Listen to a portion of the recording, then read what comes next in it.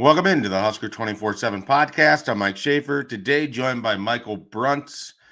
Bruntz is on location somewhere with a nifty Nebraska background. I believe the Hendricks facility. Is that where you're at right now, Bruntz? I'm in the volleyball media room right now. Oh, So I don't know. That's technically the Devaney Center, I guess. yeah. That'd be the Yeah. Devaney Center. I Okay. don't. They all have like their own kind of names, and I don't know where the start stop of what area is what. But yeah, that'd be the Devaney Center. How's Lincoln Arneal looking? He's sitting front row right now, just waiting for the Uh, next media availability. I would turn my camera around, but there's nobody else in here. I am Hmm. solo, which is good. Oh, did you ever cover volleyball before we get too far down the road away Never from this? never did. I was supposed to, and then got I got the call up to football before the Hmm. start of the season. So never covered volleyball. All right. Well, now that we have that biographical information out of the way, we'll dive into what you do know, and that is football. Let's start with this. We did the post game podcast on Uh-huh. Saturday at like roughly 1 a.m. Yes. You've had a few days to kind of go through some things. You are a big rewatcher. Did you rewatch the game a couple times? One time? Uh, No time? I have not yet. I did not get a chance last night to rewatch it, so I'm still going off of memory and gut feel. So we'll see Okay. how it goes. Tuesday morning, 10 a.m. What does your gut feel tell you about Nebraska's game on Friday? Where are you at following this contest? Well, we're on to Purdue first off, and we've turned the page. They're But on to Purdue. We're still kind of we're still sifting through the wreckage a little we're bit. still dealing with the hangover of Illinois.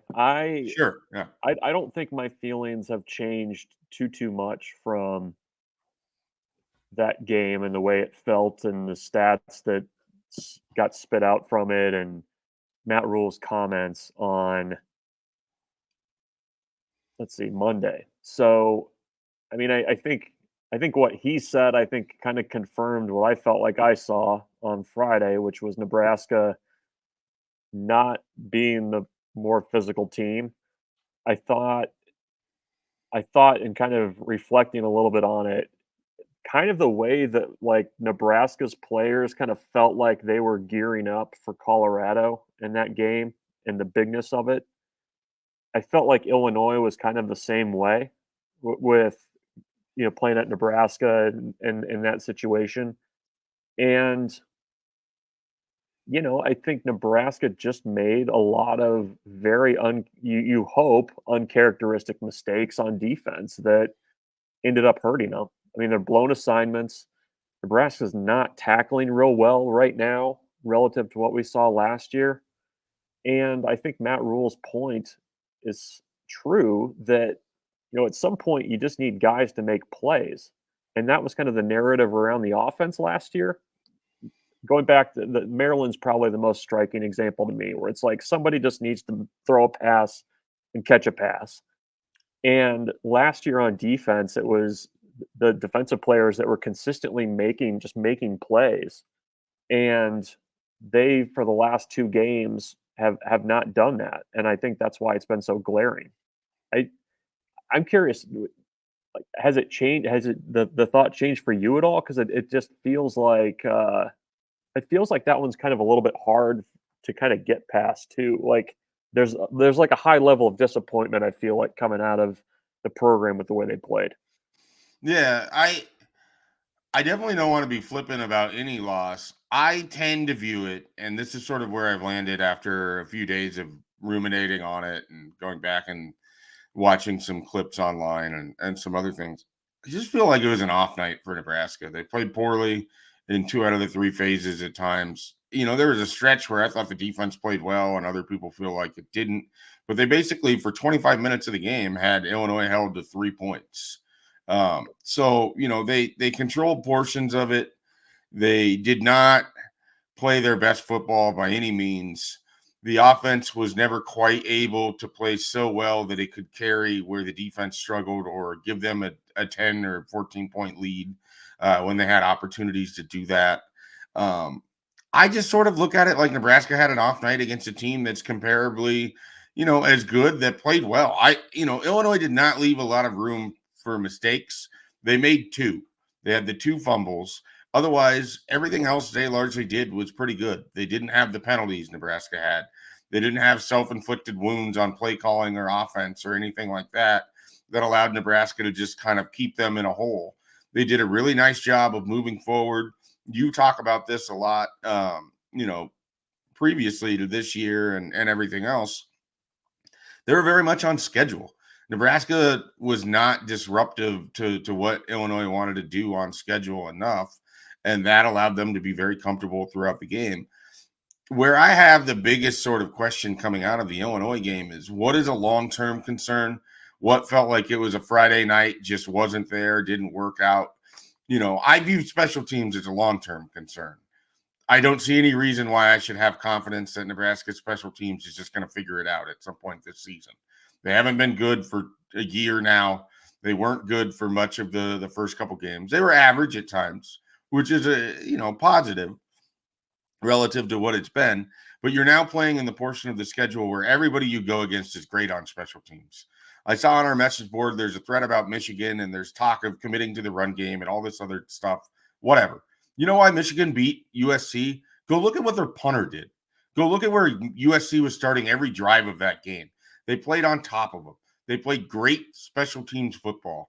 They didn't allow USC to have an inch in that game if they didn't go and earn through the air or on the ground. And that is Big Ten football. That is how a deeply flawed Michigan team that had no business winning that game on Saturday beat USC, because their special teams were really good. USC's special teams were good in that game too. You saw two really good punters trading punts back and forth. Why am I bringing this up?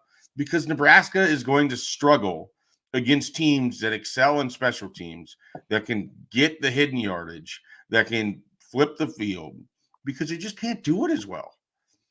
And it's been an issue beyond just this coaching staff, and it's going to be an issue moving forward. They're going to have to get better on that phase of the ball, or they're going to lose points and just like on Friday night, lose games because of it. Sorry, went on a bit of a rant there. We'll welcome Michael Bruntz back into the fold here. No, it's true. I mean, I think you have to. I think if you're Nebraska right now, like there's definitely a way that you want to do things in terms of, what you kind of in your heart believe that you want to do as a special teams group. Like they want to kick it to the 2 and force teams to decide if they want to return it. And they're not good enough to do that. The question right now is if you can do that with enough air so you're not giving up easy returns. I mean, that's a concern. Nebraska's Brian asked this question of Matt Rhule yesterday that I thought was a good one. When you get to, let's say, the opponent's 25 or the 30, the card says you do this. Like you do this in this scenario, and you're going to be successful this percentage of the time. But you're assuming those percentages based on like what you would assume a normal special teams outfit Right. would do, and Nebraska just is not that right now. Like outside of chip shots, you're not guaranteed a field goal, and that affects play calling. It affects how you approach things on offense, what you do on third down. I mean, you kind of have to adjust to your reality, because I think the reality is not maybe what they thought it would be at this point. So there's a lot of things that I think kind of require a little bit of kind of soul searching, for lack of a better word, this week, about kind of how you want to do things and what you're able to do and not do. And for the most part, in the first 2.5 games, Nebraska did okay on the hidden yards piece of it. They did not do so well against Illinois, did not do so well against in kind of late against Northern Iowa. That's a concern, I agree. And that's kind of, I think, a big question right now is how do you kind of get that group and that unit to a point where you're playing even and not, taking things off the table as Nebraska is doing right now as a group. I mean, that sequence where, they got a little bit on offense, they had a chance to pin or at least flip the field and kind of start playing downhill against Illinois, and then you give up a 37-yard punt return because it goes to the wrong side of the field. I mean, those are mistakes that just can't happen. And again, like at some point, you just need somebody to do the right thing. Like you need a hold to have the laces out. You need the snap to be in a way where you don't have to completely spin the ball when you kick it. I mean, those are the kinds of things that need to get ironed out, and Nebraska is going to have to figure out a way to do that. I mean, special teams is a big concern right now,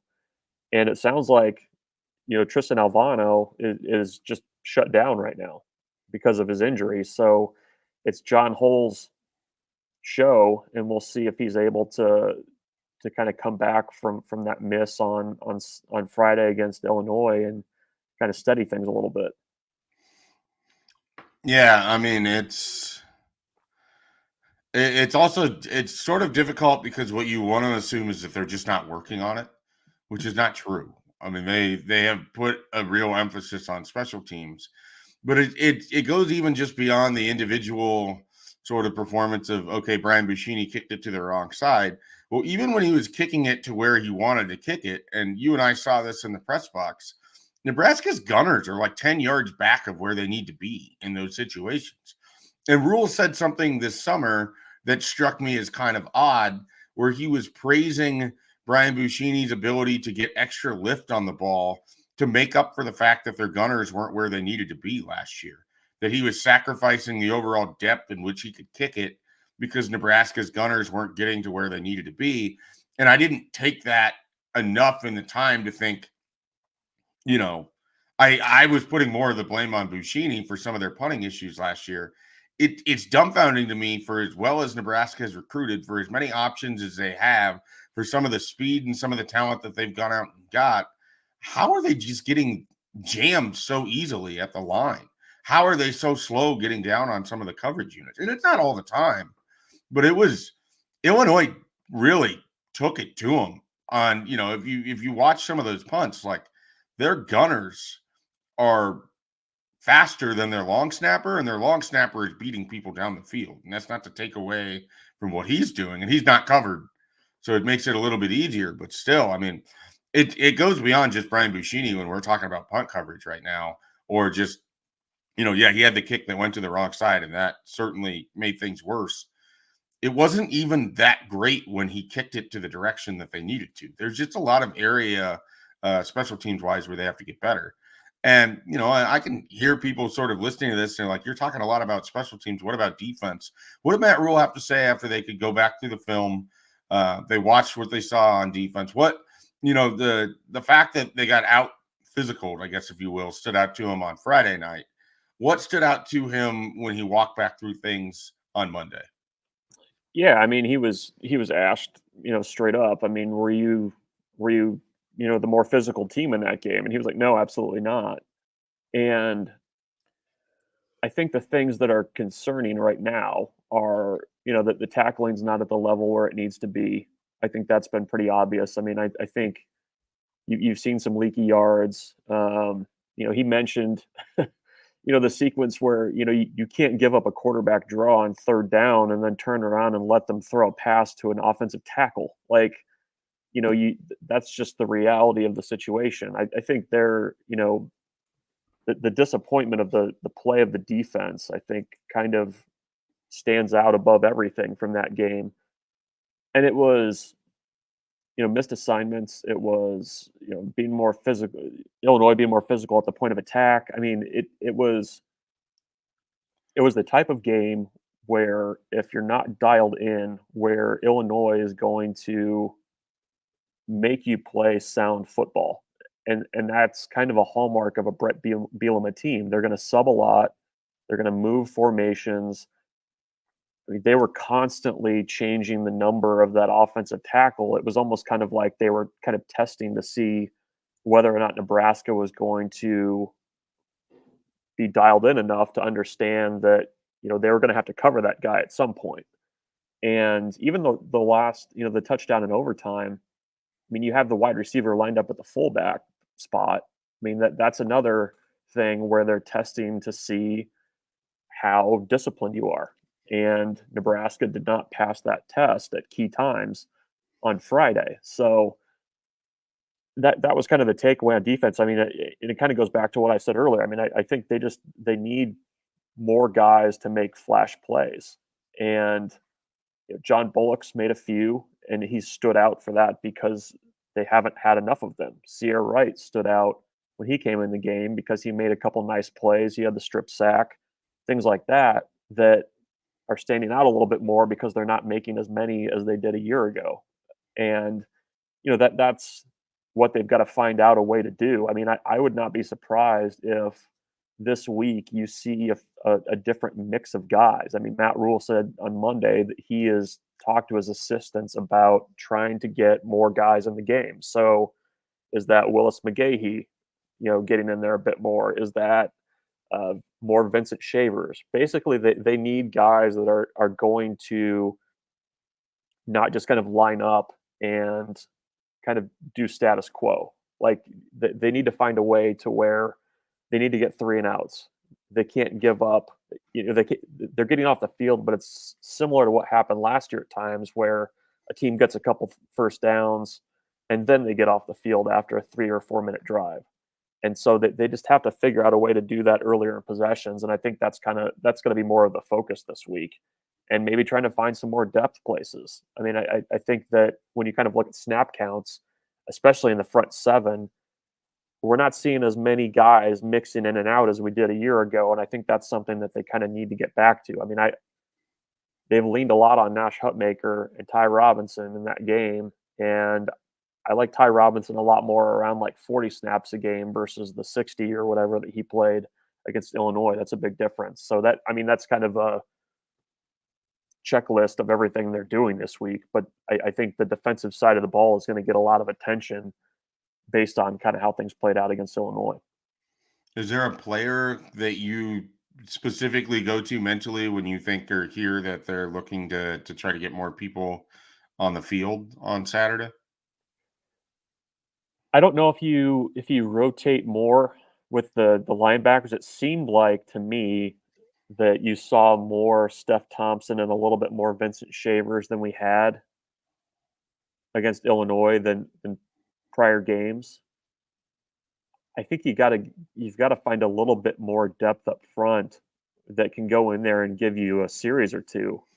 James Williams is still, I think, kind of learning to be a 3-down defensive end. I think he's great in pass situations, but when you're giving up the kind of run yards that Nebraska did late in the game against Illinois, it makes it hard to get him in there. Kind of the same with Kai Wallen. I mean, Vincent Carroll. I think he's one guy that you need to see a little bit more from. We haven't seen much at all from Elijah Judy. And then you kind of have the question out there of what do you do with Riley Van Poppel? Right. I mean, I think ideally they would like to redshirt him. Matt Rhule joked that he told Van Poppel to go get his helmet against Illinois, but you kind of have to wonder who that third guy is to mix in with Hutmaker and Robinson right now, because I don't know who that is. And I think that's something they've got to get figured out, especially as they're going to get more into playing against run heavy offenses. You just have to be able to rotate a little bit more to find some explosiveness and those flash plays that they're looking for. Covered special teams, covered defense. Let's shift over to the offensive side of the ball. What, if anything, did Matt Rhule have to say about up front with the offensive line? Certainly Gunnar Gatula coming in for Turner Corcoran. I can't speak for you, Bruntz, or really anybody else, but to me, I didn't feel like there was a huge difference with Gunnar Gatula there until the overtime. That's kind of where it was the most noticeable for him. They got around the edge a little bit there. But what did Matt Rhule have to say about Gunnar Gatula, the situation with Michael Mazuka, and the offensive line in general? Yeah, you can speak for me in that situation. That's fine. I didn't really notice. I didn't notice the different. If you would have said there was a different offensive lineman out there and not told me who it was, I don't think I would have noticed. I mean, I thought Gunnar Gatula stepped in a pretty tough situation and did fairly well. It's going to be his game for a while because Turner Corcoran's out indefinitely with a hamstring. Micah Mazuka, he was actually in on field goal block against Illinois. Matt Rhule said he's available, might play. I mean, there's just a lot of hemming and hawing on that situation. I think he would definitely give them something on the interior offensive line that they need right now. It seemed to me that Nebraska was not able to get much done at all against the front that Illinois ran. I mean, I think they pretty much stacked the box and Yeah. demanded that Nebraska beat them through the air, and Nebraska was willing to do that, and they did okay with that.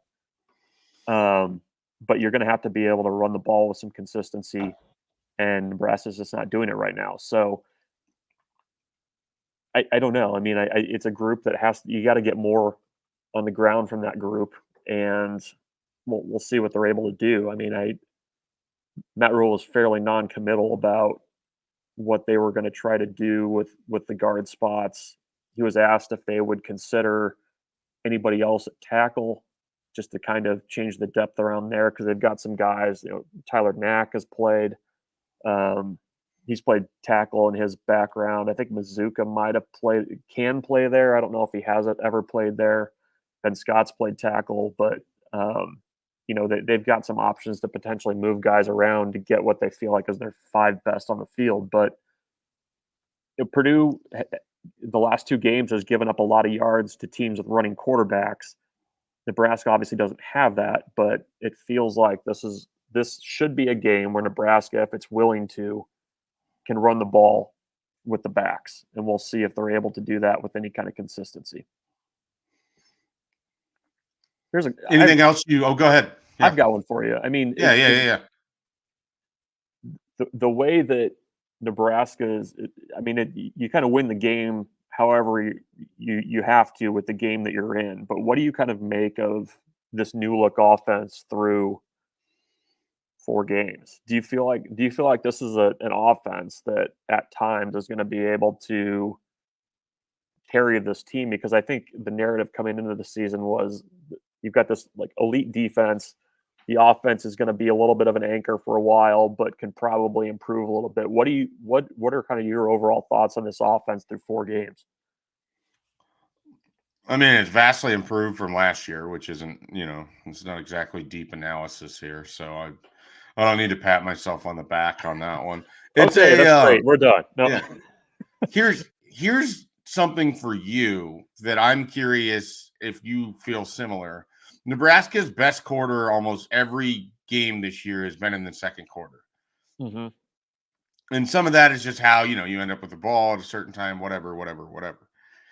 I think teams have done a good job adjusting at halftime to what Nebraska is trying to do on offense, which is partially why they haven't been as good in the second half. Now, we've had 3 weird games leading up to Illinois. Illinois is the first time that they played an entire second half. They only scored 7 points. I do wonder, for as good as that offense looks, if teams have been able to adjust and then Marcus Satterfield and that offensive staff haven't adjusted enough to the adjustments. If that is going to be an issue. Sometimes when teams don't score much in the second half, it's simply because other teams have figured out what they can take away and how they can take it away. Now, Nebraska should have scored more on Friday in the second half. You had the kind of misthrow, I guess, if you will, to Luke Lindenmeyer. I don't want to relitigate this. There's a part of me that if you realize that you have your backup kicker who's never been in this situation before, and if you give Matt Rhule truth serum, would he go back in time and run 2 entirely different plays there and basically really stress? Now, I don't believe Luke Lindenmeyer was the first option, maybe even the second option on that play, but he was open. And so you want to see him make that play. You want to see him get that touchdown. There's more out there for this offense. If I'm really going to believe that they can play through this offense and win games, they're going to have to be better in the second half of games. They're going to have to put up more points. Right now, they've only scored 20-some points in the second half across 4 games. They didn't have any against Colorado. I thought they had 7 against UTEP, 7 against Illinois, and probably 7 against Northern Iowa or so. So they're going to have to be a better second half team. I don't know. Again, I don't know if that's by design. I don't know if that's Marcus Satterfield isn't able to adjust to certain things. I don't think they had an issue moving the ball on Friday. but it did feel to me that they didn't do enough to, okay, the team's stacking the box. How can you counteract that? How can you get your tight ends more involved? What quick throws can you make? Felt like they were hunting downfield. That's how you end up with 297 yards. Obviously, Jamal Banks and Isaiah Nair and Ja'Cory Barney and Jalen Lloyd made plays to that effect. That all worked well. It just felt like there was some more out there, some other adjustments or things they could have done. I understand that's a little nitpicky, but if you're going to play through your offense, it's got to be a better version than what we've seen. I think this team, when it's at its best, it has to be complementary. One side can't just be what carries you. They all have to work in conjunction. And with that, the special teams has to be able to add to this conversation too. Yeah, no, it's a fair conversation. I mean, I thought Colorado, I mean, it was a different game, and Colorado was not going to let Nebraska run the ball on them in the second half. I mean, I think that was the big adjustment, was basically we're going to send somebody or Mm-hmm. multiple people on run blitzes on every play, or at least make life really difficult for you up front if we can. I It seems, real quickly, it seems like Nebraska is going to have issues all year if teams just commit to extra run blitzers. Like I, they don't get a good enough push, even the best of circumstances, Right. that they're going to just downhill teams. I think we have to accept and understand that now, with 8 games to go, that their running game is just going to be limited. They're going to Well, and have to it's find other ways to get value right. out The problem I think that kind of came up in the Illinois game a little bit, and I'm curious to see if Nebraska can figure this out. When you don't have the quarterback run game piece of it, you have to find yards on the ground in other ways. And Illinois was running 5-man fronts. They were committing extra guys to the box, and Nebraska's either going to have to find something that they can do to back teams out, which isn't just throwing the ball all over the yard. You're going to have to. Is it Ja'Cory Barney? Is it you know running more out of the eye? Is it under center? Something that you can go to in the second half to where you can keep the ball moving. Because I up until the Illinois game, Nebraska had been pretty consistent on early downs, and that was part of the reason for their success in those 3 games. I think. Aside from opponent, whatever, they were always in third and manageable, and that wasn't the case as much against Illinois. And I think especially when you get in the second half, and if you're trying to play with let's say just a 1-score lead, you're going to have to run the ball. And, I don't know that Nebraska's shown that they can do that yet. Part of that's just been the way that the games have transpired that they've played so far. But that's one concern I have going forward, especially when have your head coach saying that there's going to be a lot of games like that Illinois game where it's tight in the of second half and you have to figure out a way forward. So I don't know what that looks like right now.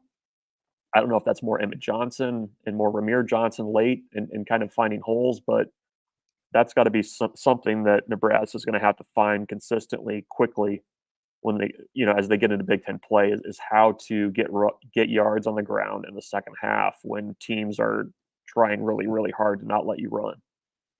Is it as simple as they need to utilize more extension of the run game style passes? Like, I mean, can they do some of that behind the line, forward passes? The stuff that we see the Chiefs do. I mean, the Chiefs, not not to get into the Mahomes, Raiola, whatever, but when the Chiefs didn't have Isaiah Pacheco, or when they've struggled to run the football, they've used some of these wide receivers in a quick passing game to just get the ball out and move the line of scrimmage away from the center, to make Yeah. the point of attack at different parts of the field where you have to defend space. And I'm wondering if Marcus Satterfield has that in his bag. We've seen some really creative plays with Ja'Cory Barney, but can you run those plays with Ramir Johnson? Can you run those plays with Emmett Johnson? Can you run those plays with Jalen Lloyd? Can you put guys in motion and do, quick end around or jet sweeps? Or can you fake the jet sweep and go with Dante Dowdell? I mean, it's just, there's not a lot of creativity in what they do in the run game sometimes. And I felt like that was some of Friday, is that, okay, inside zone wasn't working. Outside zone's not working great either. Inside zone's working a little bit better now. I will say this, as someone who's largely defended Marcus Satterfield, they could have used a little more creativity in what they were trying to do and how they were trying to attack. That's very easy for me to say in hindsight, because you have to have that in your game plan. You have to have that, going into it. But I just don't think, with the way that they are built, with the weapons that they have, that Nebraska is going to be a successful downhill running team. I think they should have known that coming out of fall camp. And I think we've seen that through 4 weeks. They're just not good enough to get downhill on teams consistently. That doesn't mean that it isn't part of your arsenal. It just means that you have to have other stuff, because you can't just abandon the run game. Unless you're just willing to have Dayton Raiola throwing it 40 times a game, which is not complementary football to what you want to do defensively or your special teams. I just don't think they have enough in their running game with what they've shown us so far. To answer, I think, one of your early questions, I think they can do some of the short stuff, the cheapy stuff, if they get better perimeter blocking. Like that needs to be. Well, and that all works in conjunction, right? Yeah. Like they tried that earlier in the year, and you weren't getting good blocking. So I don't want to make it seem like they don't understand that that's there. But at some point, somewhere, you either have to get better blocking up front or better blocking in the perimeter. And if you can't get better blocking on either side of those, we're going to have the same version of this conversation over and over and over. Right. Because Big Ten teams love to control the line of scrimmage. Nebraska did not on Friday. Yeah. No, I'm eager to see how the search for that goes over the next couple weeks, because Purdue is probably going to be that kind of a game. Rutgers is probably going to be that kind of a game. I mean, I don't have a good enough sense yet on Indiana, but there's these, like, what you would air quotes say are toss-up type games over the next 3 or 4 weeks that are going to be really key to whatever Nebraska is going to do at the end of the season. That you're going to have to find something like that pretty quickly, because, I mean, if the goal is to run for 75 yards in the fourth quarter and salt away games, I don't know. I don't see Nebraska being able to do that right now with enough consistency. So that's where we are. But I think, to answer the question I asked earlier, I think they're much improved on offense, but there's a situational football piece of it that we need to kind of see more consistent. We need to see it more consistently. I think that's fair. All right. Well, you know who's searching for consistency? Nebraska's newest quarterback commit, Dayton Raiola, joining the family school. He announced it Sunday evening during bath time for me. Appreciated BC and Bruntz pitching in there. Your bath time? You were in the bath? No, I was not sitting in the tub with a rubber duck. It was my son. We were getting him all cleaned up for the week ahead.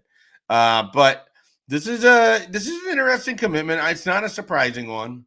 To me, it felt like they were going to get Dayton even before Dylan had committed. I felt like Dayton had always viewed Nebraska in a different light than sort of what his brother had. Now, I've seen a lot of just kind of the analysis of it, which is fascinating to me. It's pretty simple. He just needs to play a lot more football. This is a guy who hasn't played enough football in his career to this point. He's been a backup quarterback a lot. There's a very odd comparison, so stick with it as long as you can. In a similar vein, he obviously played different positions. Luke McCaffrey had not played a lot of football as a quarterback at his high school for Valor Christian until his senior year. I mean, because he was behind a Power 5 guy who went to Colorado. He was a backup. Dayton backed up Dylan. Dayton had to beat somebody out to get the job with Buford this year. I think it's really valuable for him to get as many reps as he can.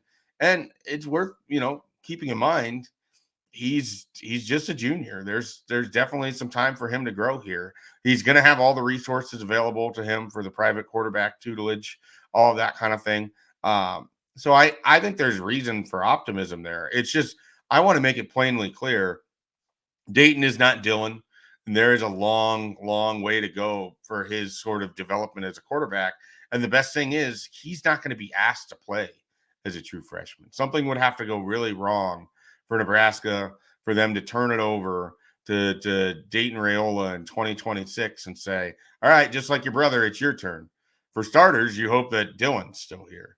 But, I think the nice thing is he's a long-term project at the position. You like the upside. He has a big arm. He just doesn't always know where it's going. And so he needs game reps to kind of help him smooth some of the kinks out in his game.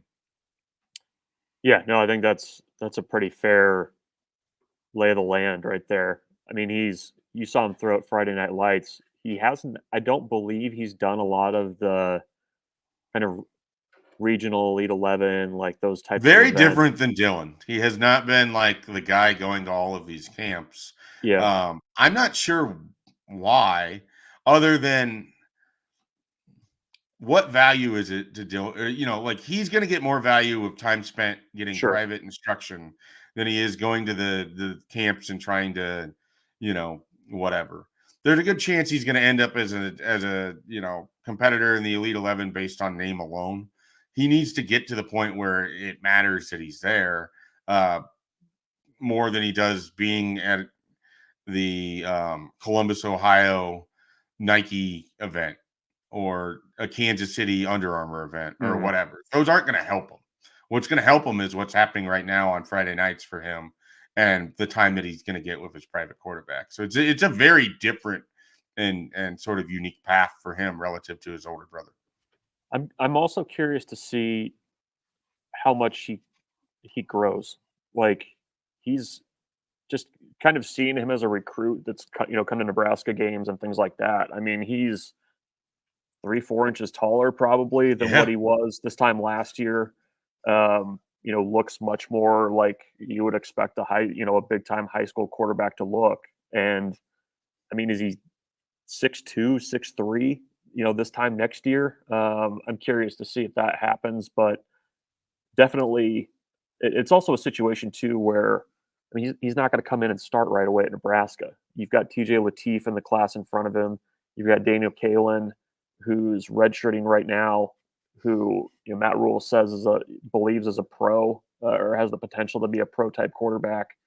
So you're not on kind of that accelerated timeline, and he's got time to develop and grow and get those reps that he definitely needs at the high school level. He's playing at a really high school level too, by the way. It's not like he's playing in the middle of nowhere against a bunch of scrubs. I mean, he's getting tested every week down in Georgia. So it's a nice little football incubator for a quarterback to grow up in.